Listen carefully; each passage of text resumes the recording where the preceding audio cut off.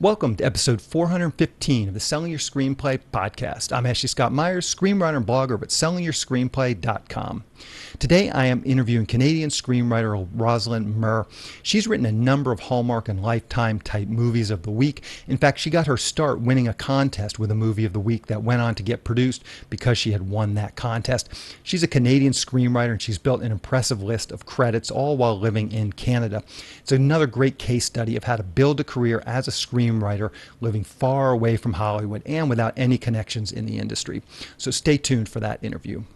If you find this episode valuable, please help me out by giving me a review in iTunes or leaving a comment on YouTube or retweeting the podcast on Twitter or liking or sharing it on Facebook.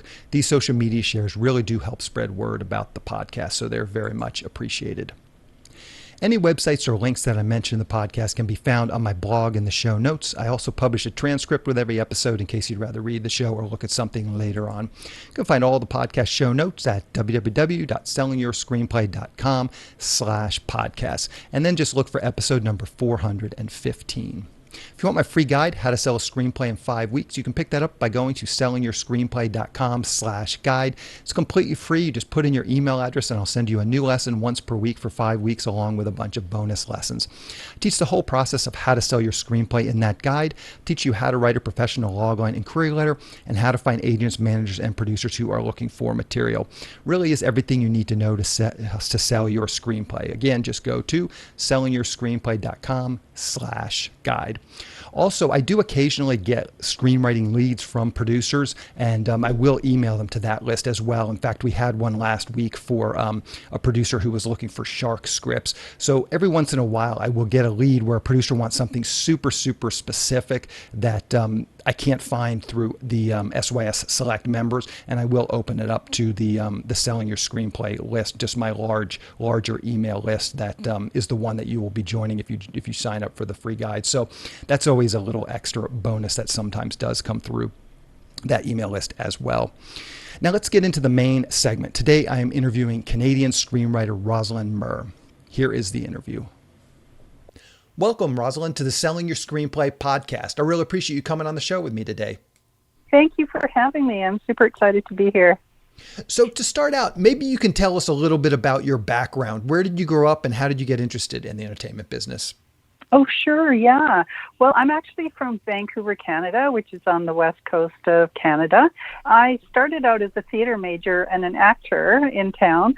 And when I was doing that, the film business was really starting up here. And we do a lot of service production for U.S. films and also independent production as well. And it just seemed to be in the sort of, in the air that suddenly everybody wanted to write screenplays. And all my theater friends were suddenly like, hey, let's try to write a screenplay.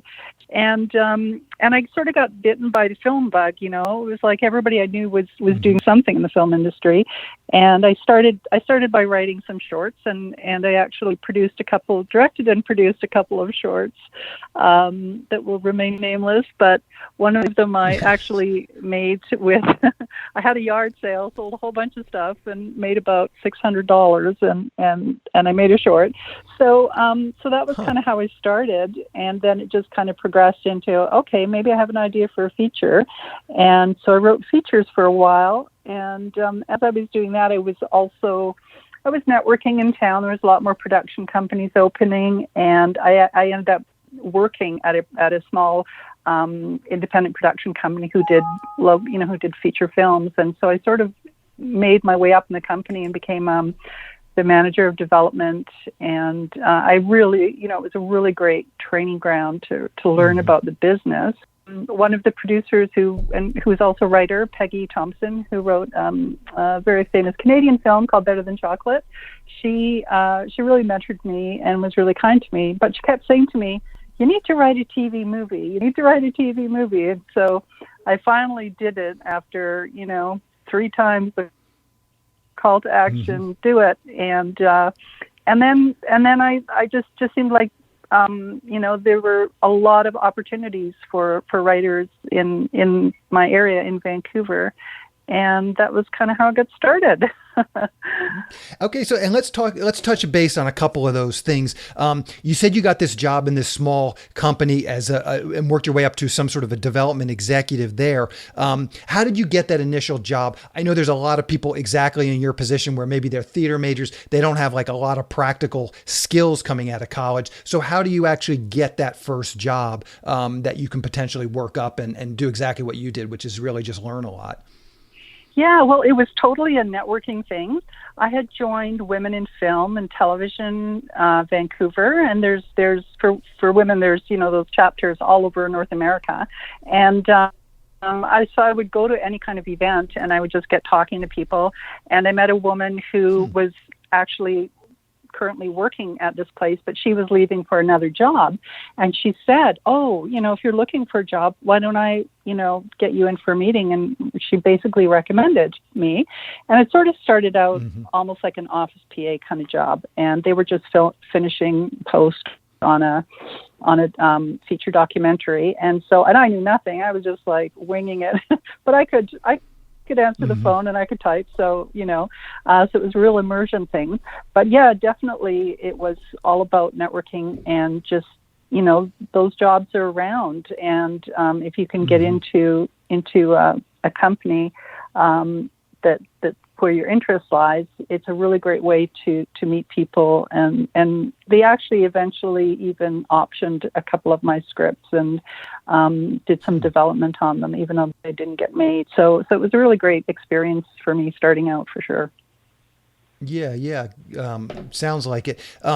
So you got out of college, you're a theater major, and you're starting to write feature-length scripts, and eventually you wrote this TV movie. And it sounds like that was sort of a change in your direction. What were these original feature scripts that you were writing? What were they sort of about? What was sort of their genre? And what did you do to try and market them? Did you send them out to agents? Did you send them out to producers? Well, I didn't have an agent early on, and what I did was I just networked with producers, local producers. And one thing that we have in Canada is that we have a pretty good financing system. So producers here can access development funding through Telefilm Canada for features, and there used to be a lot more funding like through broadcasters as well. So that's dried up a bit now, and I think it's because more people are moving into the TV sphere, because that's really where you can make some money. So my features were,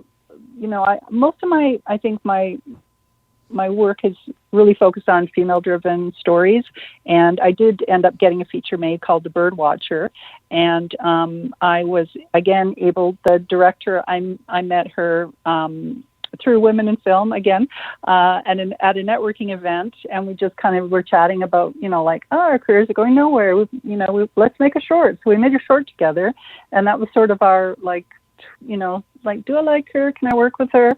So we sort of sussed each other out, and then I said, well, I happen to have a feature script. I don't know if you're interested in it, and when she read it, it was kind of odd, because she was like, oh, this is so strange. I actually know somebody who's going through this experience, and it was a good friend of hers. And The Birdwatcher is about a woman who's dying of cancer. It's not actually a cancer movie, but it's about her trying to find her birth mother, because she has two children and nobody to leave them with. So it kind of touched both of us really personally, the story. And I really, for people who are, trying to get features made, they tend to, get out there and they're like trying to push to producers and all that sort of thing. But trying to, meet up with a director who is really interested or touched by your story, I think is a really strong place to start, especially in the indie film world. And, if it's a low budget kind of film and it's a new director, and you're a new writer, there's some really good partnerships, I think, that can come out of that situation. And that was how we made a short. The short did really well. And through that, we applied as a team to this funding program and got some money to make it. I mean, we made it with $100,000 cash and about $200,000 worth of services that were donated. So it was really difficult, but I think it's worth it for your first, if you're really into doing features, that can really help make your career. But writing TV movies can do that as well. And that's kind of the thesis of my book, is that, if it's right, everybody wants a TV show now, or they want a big budget feature, but you kind of have to do baby steps and really start, could you just start with with a couple shorts and then get into an indie feature, a low budget feature, or what about trying TV movies? And the reason I think TV movies are so prevalent is people are really eating them up right now. They're entertainment, they're fun to watch, and it seems like everybody's making them and everybody's broadcasting them. So, they need writers. So it's a good area for sure for new writers, for emerging writers. So let's talk about that for a minute. So it sounds like you were going along writing these, because the way you described the Birdwatcher, when you say TV movie, and maybe we could define that to start out. I think of typically sort of Lifetime movies. They're sort of a genre, the hallmark of the Lifetime movies, as opposed to Netflix. I mean, now I think people might even say Netflix is doing TV movies, and I suppose they're doing some in that same sort of vein as Lifetime and Hallmark, but they're doing them in a different way where you don't need the 9-act structure for commercials and blah, blah, blah. So maybe you can define that. What was that? Number one, what do you consider a TV movie? And number two, how did you decide to actually make that change in your career? What direction did you go, or how did you actually pick that up? How did you just make that change? Did you watch a bunch of them and start to try and write one? Did you have some contacts? But maybe just walk us through that process a little bit.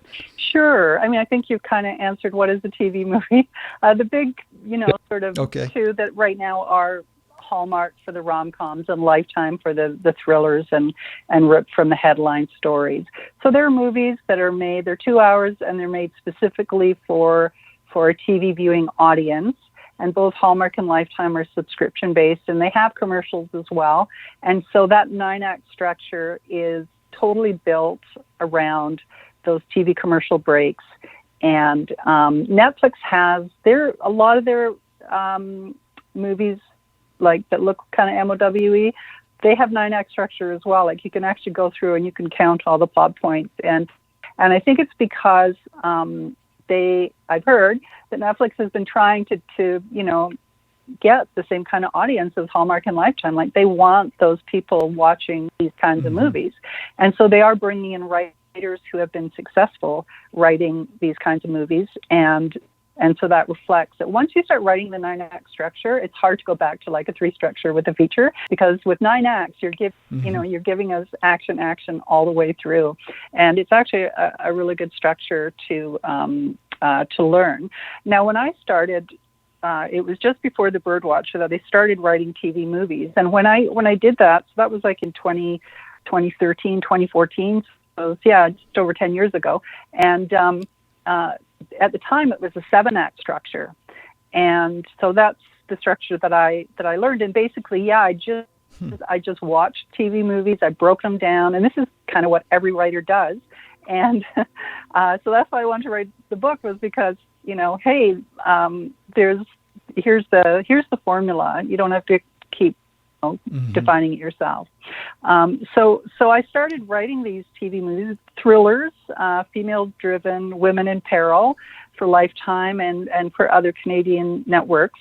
And I just found that I really enjoyed writing the thrillers. And these, there was just something about them that I found that it just seemed to be a niche for me, that I could understand how to make them, and I knew what worked, in story. And so I have several produced TV movies, and I really recommend them for new writers as a way of sort of, getting in there and learning a different kind of pacing and structure. And it really does teach you a lot when you do it. Yeah. Okay, so let's just walk us through that. So you started writing these TV movies. How did you actually go about selling them? You were at this company. Did you have connections in that sort of space? You knew some producers by this point that could produce these movies, but what were those things? You started to write these women in peril thrillers, but what did you do with those scripts once they were done to actually get them sold? Yeah, well, it was kind of a funny story. There were a few... At the time, there were, several companies that were making them, and I started to, chat with some of the producers. And one of the companies they decided they were like really trying to ramp up production and get more scripts, and not a lot of people were writing them. So they had this contest, this local contest, looking for TV movies. And so I submitted a script, and I won the contest. And apparently I was the only person who actually, out of like, I don't know how many submitted, maybe about 50 or 60. I was the only person who actually had it in the 7-act structure, which was what they were looking for. Everybody else had submitted features. And so what the prize was that they would consider my script for production, and they actually did end up producing it, Anatomy of Deception. So it was the first one that I had produced. Huh. They also sent me down to AFM in LA, and so I went there to pitch one of their producers, and they shot it down there. So it was kind of a really cool little thing. I was like, wow, I'm going to LA. I have made it. And so it was kind of just one of those feelings of, this has got to be, me on my big career. And then I made a couple more with the same company, and then I started pitching other people as well, and made a couple more with some other producers. And so it's really the thing I find with pitching producers TV movies is, and I maybe you can answer if this is the same in the States, but I find that we have production companies who just do TV movies. And so what happens is that once you get a writer in there who's written you get a couple of long form credits, and then you move on because you really want to have a career in TV or features or something. So they tend to do a couple and move on. So the producers are always looking for new writers. Also, they're often done non-union. So they're looking for writers who are emerging, who know how to write in this structure, but also are non-union. So it's an excellent sort of starting ground, proving ground for a new writer to try these types of movies. Yeah, that is interesting. And yeah, for sure, there are production companies down here that do specialize that. And it's exactly what you're talking about. I had a guy on, Richard Pierce. In fact, he won our contest, and it was one of these Lifetime movies that they ended up making at Mar Vista. And it was exactly what you're saying. He's been able to turn that into other work. They liked his script. And so now they're hiring him to do that. And I suspect exactly what you're saying. He's not going to be happy necessarily doing that forever. He'll want to do TVs or features eventually. But yeah, I think it's a sort of a similar situation down here. Mm-hmm. And of course, right now the Christmas rom-com is just like king. There's people are writing these, and I get whenever I contact producers now, I'm usually trying to pitch my thrillers, and they're like, "Don't you have a rom-com? I really want a rom-com." I'm like, "No, I don't have rom-coms." So that's really what's hot right now. Everybody's looking for the cute Christmas movie, but they also make movies that are in other seasons. So you can have the Valentine's rom-com, the spring fling, the summer romance, the harvest. All these times throughout the year that Hallmark is, they're very much into marketing their what the season is. So they love that. And they also like, and it's not just. And are those teen and young adult stories, or are those like people having romances and it's geared toward an audience of, 30 plus people? Who is the audience for those types of romances? Yeah, the audience for Hallmark rom-com is women from 24 to about 55, but they Gotcha. They're pretty squeaky clean morally. They don't usually they don't get past the first kiss, or maybe they'll have 2 kisses in the movie. They're very very tame, and the reason for that is because they like co-viewing. So they want the viewer to have their teenage daughter and their grandma there, and everybody's watching it like a family movie. If you watched a similar movie on Netflix, you would see that they're a little different. They're a little bit more contemporary, and they often have sex, and instead of just the kiss, so things that are a little bit more like sort of what I'd say normal. But that's just that. Yeah. That's because they know their audience, And whereas if you look at thrillers, say, on Lifetime, their characters, they don't want their characters to be squeaky clean. They want their characters to be, have shady pasts and be dangerous. And, for the thriller, it's totally different. But Lifetime also does the rom-coms. Like they shut down all their murder stuff for the Christmas rom-com in November and December. And then their rom-coms are very much like the Hallmark ones, where their characters are fairly squeaky clean morally, and they only get to the kiss. But the great thing about both Lifetime and Hallmark now is that they've really been, through public pressure, they really have opened up to diversity. So now we're seeing, gay and lesbian movies. We're seeing multicultural characters. So really getting a lot of like real world, what the real world looks like, casting in there. So I think that things are really progressing in a good direction. Yeah.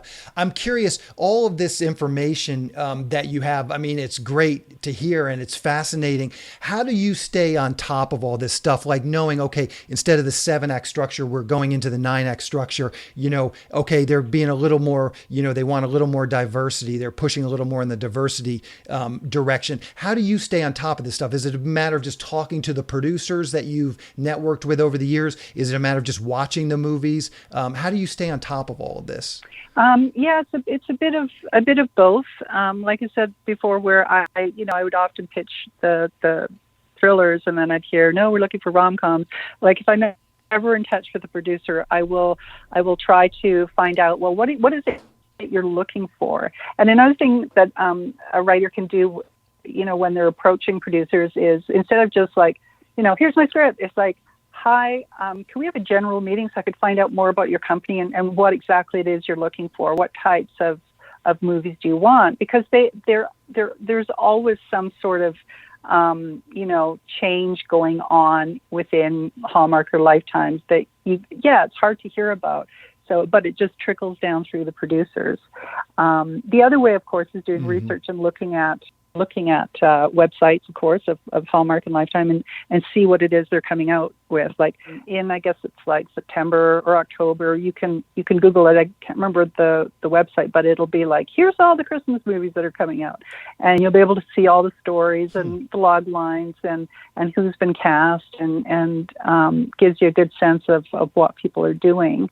But I also just kind of hear things like I have a lot of writer friends. I've launched a lot of writer groups, and I'm always hearing, this company's looking for this, and they're looking for stories that are about, different cultures, or they're now looking for, like Hallmark generally has their protagonist is like between 25 and 35. But now they're moving where they want some older female protagonists, so women in their 40s and 50s. And that was actually the head of Hallmark who was on YouTube a while back, a little sort of interview she did where she talked about some of the things that they wanted coming up. And it was more Black stories and more older women stories.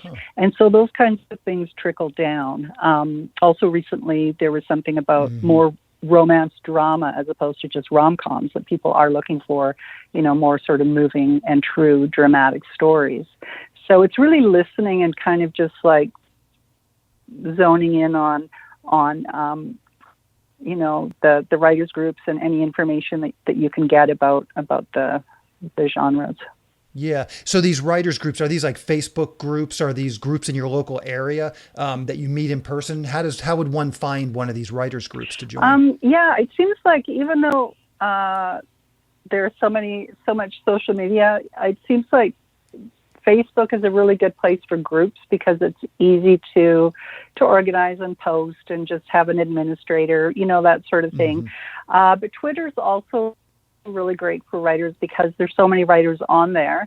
But it's sort of denser. It's harder to, just go through it and find those sound bites. But you can follow like screenwriters and all kinds of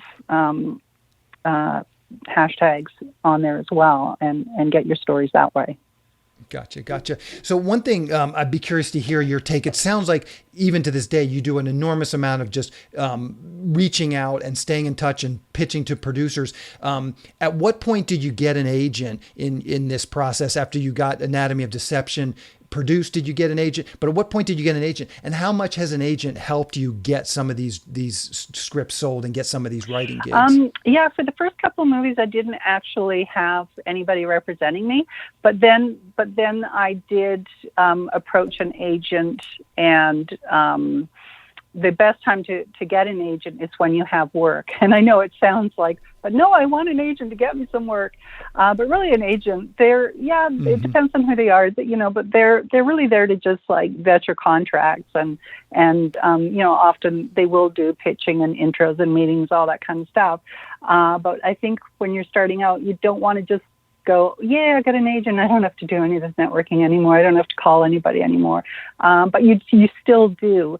So going into to an agent with a contract is like a really good way for them to go, oh, okay, you're getting work, you're hustling. I want to sign you. Or perhaps for the first time, they might just like vet your contract and make sure it's okay, and then say, okay, we'll keep you, we'll consider you.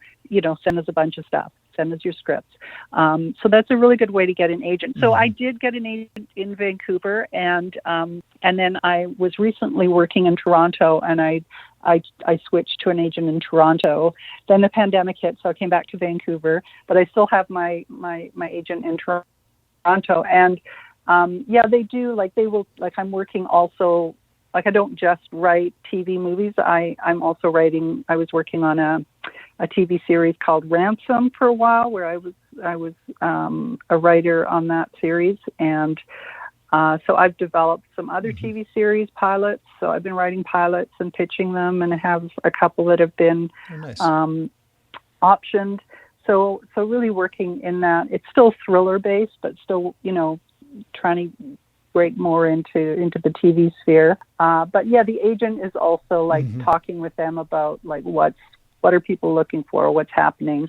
Definitely meeting up with them on a regular basis to see what's going.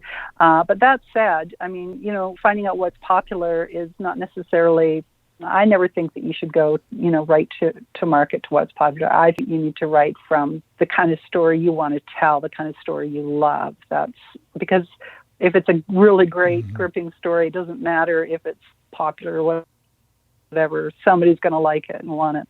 So let's dig into your book, Writing a TV Movie. Maybe you can give us a pitch or log line. What is your book all about? Well, I call it an insider's guide to launching a screenwriting career. So even though it's about TV movies, my thesis is really about, if you write a couple of these movies and get them produced, it's, you'll be on your way as a screenwriter. Because one of the key things is, like, everybody looks at IMDb. Everybody in the business, they're like, okay, this person just sent me, a log line, is interested in working with me. I'm going to check out, who are they? Oh, they've got no credits on IMDb. Well, I don't know who this person is, right? So IMDb is really important as a writer. And so getting some long form credits up on the site, and, notches in your belt and words on your resume, it's a thing, and a very important thing. So by writing TV movies, I think it's a way that new writers or old writers, whatever they are, emerging talents, to get their stories told. And a lot of people overlook TV movies because they think, oh, the rom-coms, they're fluffy, they're entertainment, they're corny. A lot of, and there have been some really bad TV movies in the past, but there's also some really good quality ones. And you just have to keep in mind that they really are entertainment. A lot of them, they're not meant to be these super deep, moving movies. They're there for fun, for people to sit in front of the TV and relax with their family and be entertained. And there's nothing wrong with writing that kind of movie. So my book really introduces who is making these movies. So it focuses more on, Hallmark, Lifetime, and Netflix. And it outlines the two genres that are the most popular, which is the rom-com and the thriller, and talks about the genre rules. And I also have a couple of chapters that actually outline two movies, that a Netflix movie and a Hallmark movie.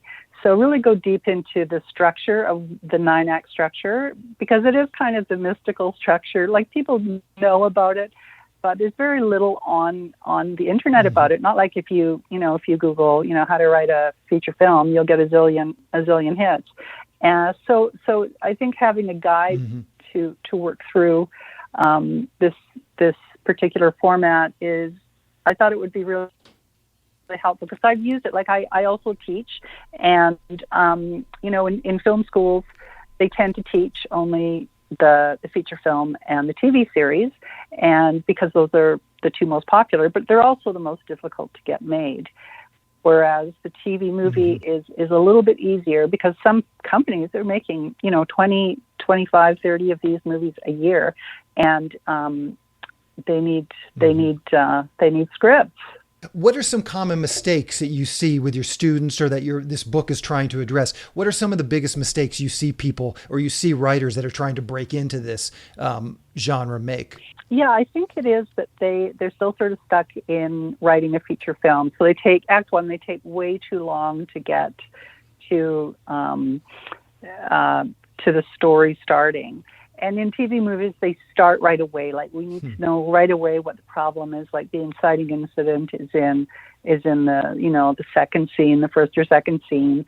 And you always have, in the rom-com, you always have the meet cute, and you introduce the love interest as a another main character. So it's really a two-hander. It's not just about the female protagonist. It's about the love interest as well. So we meet them independently of the protagonist in the first act.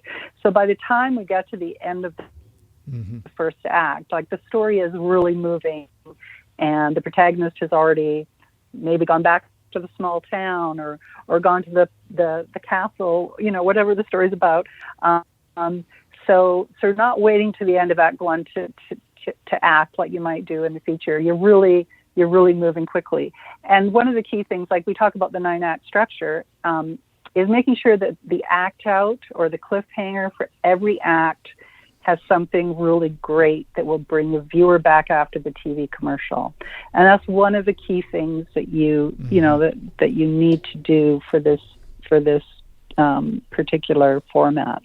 So if someone buys your book, they research the genre, they watch a bunch of these, they write a few scripts that they think are pretty good, what is the next step? So what do you recommend that they do with those scripts? Are there some contests that specialize this? Are there some particular companies that you would recommend pitching? Like, just in concrete terms, what should someone do once they have one of these scripts done, and they want to get it out, and they have no context?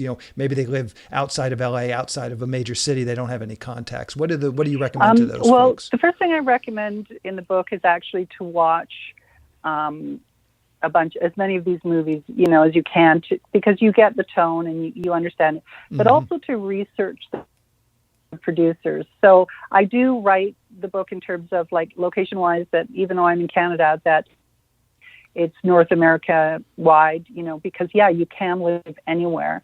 So researching producers. So if you're living in whatever state you're in Georgia, or you're in California, is doing a deep dive into TV movies and producers in your area. One thing that we have here is, you probably have it too, is like a film commissioner for your region. So we have a really great database in our location, and it has all the production companies and what they're shooting at any given time. So you can go to the film commission and you can look at their database, and you see, like, there's 6 TV movies filming this week, and you can see the names of the companies. So it's getting those names of the companies in your location, but it doesn't have to be in your location. Like, because we're in provinces, we have this thing. We have these. I'll get a little complicated for a bit, but we have these things called tax credits, and we have to sort of pitch within our and work within our province so that the companies get these tax credits because we live in this province. So I'm not sure if you guys have any of those kinds of things in the States. I mean, it's not just why you do it, but I think trying first in your own state is a good place. But if there's no filming going on, then of course not. You need to try other locations. Like I've heard Georgia's a really busy place, and of course California is one of the biggest. But it's doing that research. And, you can also do it by watching and, looking at the credits, writing down all those production companies, and then going to IMDb. Now, there's two IMDbs. There's IMDb and IMDb Pro. And IMDb Pro is where you can get a lot of the credits. You can look up the credits and you can get producer names and production company names and often contact information or who's in development at their company. So I talk about that in the book as a way of honing in and creating a little list of who you'd like to pitch to, and then researching those people, of course, looking at their websites, making sure that you're going to pitch your rom-com to a person who's doing rom-coms, not a person who's doing thrillers or horror or something. So really, you still have to do that research as a writer, because I can't do it all for you because everybody is in different areas. But essentially, you need to sort of adhere. Some producers' websites will say that they don't take unsolicited submissions or contacts.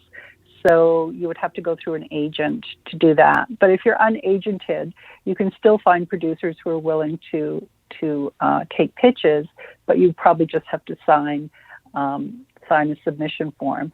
So I would you can email them, or you can cold call and ask, who can I send I would like to speak with the producer about my script, or who can I contact about, my submission. And generally, you don't ever send, like if you are emailing somebody, you don't ever send your script. You're only going to send a query letter, like any writer would do, a query letter where you tell them what you have, you tell them who you are. Hi, I'm a writer. I'm a recent grad from this program. I've written a rom-com, and I'd love to have a meeting with you or send you the script. So really just putting out that, maybe just here's my log line, or a little bit about who you are. And most producers, a lot of producers, they don't often answer.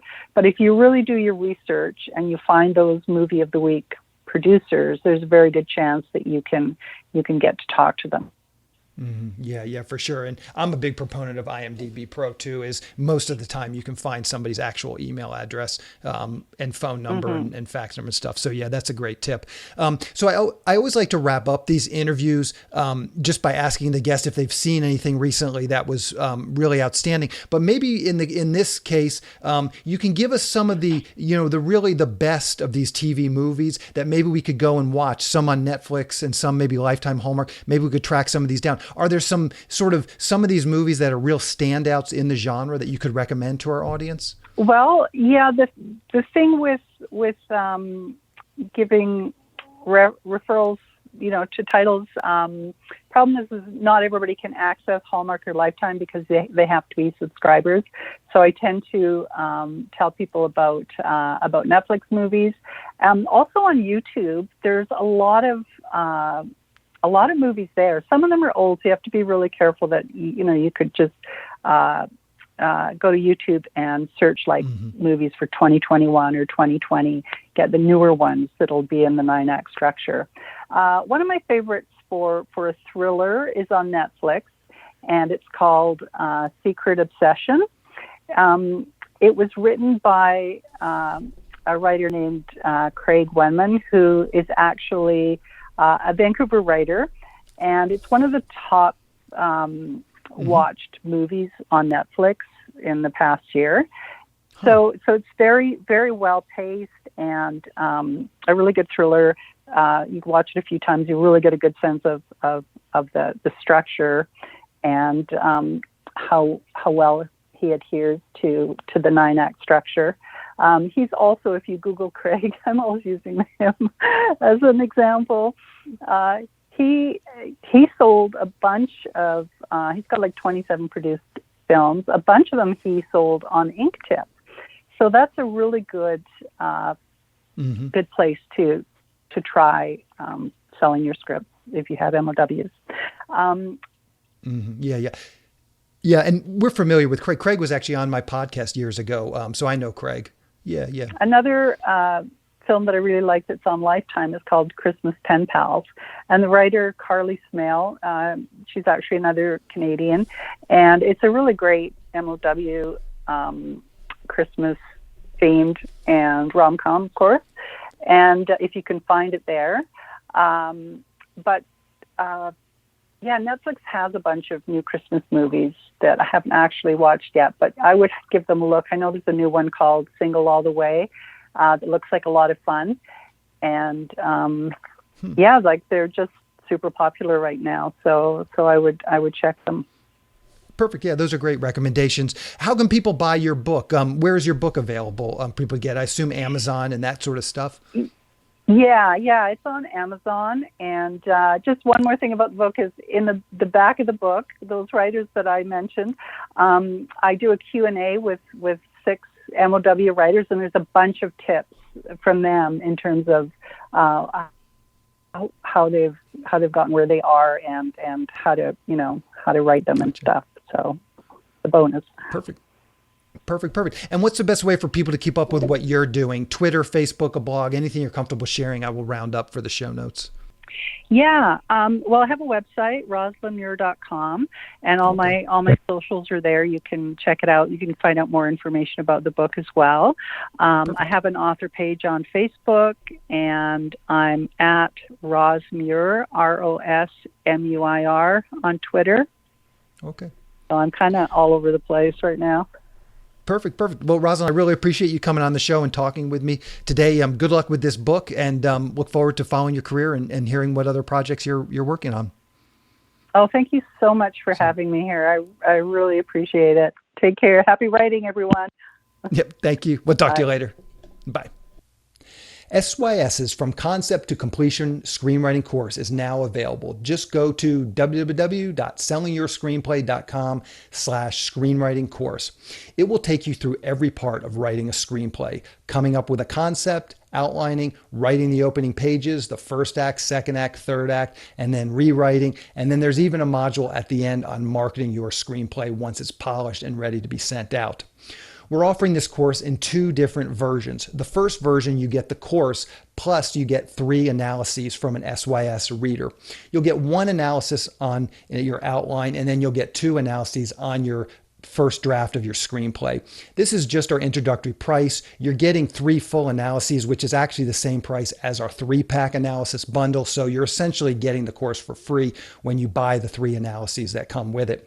And to be clear, you're getting our full analysis with this package. The other version doesn't have the analysis, so you'll have to find some friends or colleagues who will do the feedback portion of the course with you. I'm letting SYS Select members do this version of the course for free. So if you're a member of SYS Select, you already have access to it. You also might consider that as an option. If you join SYS Select, you will get the course as part of that membership too. A big piece of this course is accountability. Once you start the course, you'll get an email every Sunday with that week's assignment. And if you don't complete it, we'll follow up with another reminder the next week. It's easy to pause the course if you need to take some time off, but as long as you're enrolled, you'll continue to get reminders for each section until it's completed. The objective of the course is to get you through it in 6 months so that you have a completed, polished screenplay ready to be sent out. So if you have an idea for a screenplay and you're having a hard time getting it done, this course might be exactly what you need. If this sounds like something you'd like to learn more about, just go to www.sellingyourscreenplay.com/screenwriting course. It's all one word, all lowercase. I will, of course, link to the course in the show notes, and I will put a link to the course on the homepage up in the right-hand sidebar. On the next episode of the podcast, I have filmmaker Michael Mateo Rossi. He's a real independent writer, director, producer. He's been putting together projects for a while now and comes on next week to talk about his latest feature film, The Handler.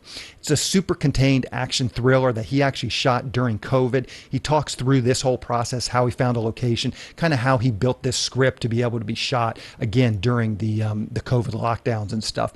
It's another inspiring story from someone who's just out there making things happen for themselves themselves and getting projects done. So keep an eye out for that episode next week. That's the show. Thank you for listening.